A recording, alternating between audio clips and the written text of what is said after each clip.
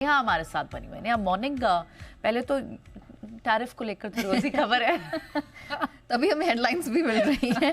We have talking points but you know on the serious note हमने देखा कि यहाँ पर फिर से अमेरिका चीन के बीच में तनातनी हो रही है। अमेरिका और यूरोपियन यूनियन के बीच में अब स्ट्रेस होने लगा है जब से ट्रंप साहब ने ऐलान किया कि 4 जून से जो यहाँ पर टैरिफ लागू होंगे उसमें उन्होंने इंपोर्टेड स्टील और एल्यूमिनियम पर जो टैरिफ है वो दुगना कर दिया, 25 से 50% कर दिया। 4 जून से लागू होगा और अब बाजार में इस तरह का डर भी है कि शायद अब स्टील एल्यूमिनियम के बाद कॉपर पे भी हो। नेवरदलेस बेसिकली ट्रेड टेंशन एक बार फिर से शुरू होता हुआ हर मोर्चे पर दिख रहा है और अब तो चीन ने भी एक तरह से आप कह सकते हैं जवाब दिया है। कहा है कि ये जवाबी टैरिफ पर जो समझौता हुआ था वो अब टूटने की कगार पर आता हुआ दिखाई दे रहा है। और ये तब जब इससे पहले ही अमेरिका के जो नेशनल इकोनॉमिक काउंसिल डायरेक्टर हैं केविन हेसेट साहब, उन्होंने कहा कि इस हफ्ते अमेरिकी और चीन के जो राष्ट्रपति हैं उनके बीच में ट्रेड के डील के मोर्चे पर बातचीत होगी।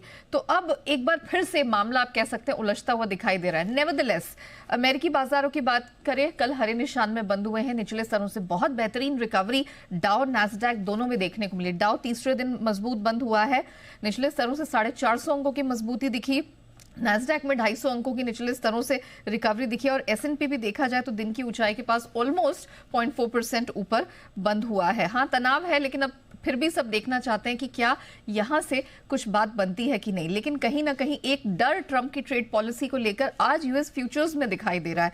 आप अगर डाउ फ्यूचर्स देखें तो 90 पॉइंट अब नीचे है और नैस्डैक फ्यूचर्स में भी ऑलमोस्ट 45 अंकों की कमजोरी दिख रही है। लेकिन ये जो तनाव एक बार फिर से बढ़ा है इसने सोने चांदी की चमक बढ़ा दी है। सोना एक महीने की ऊंचाई पर है, ऑलमोस्ट महीने भर के बाद हम देख रहे हैं $3400 के पार निकल गया है। चांदी की बात करें, कल 5% बढ़ा है और इसको भी हमने देखा है $35 के करीब है 2 महीने की ऊंचाई पर।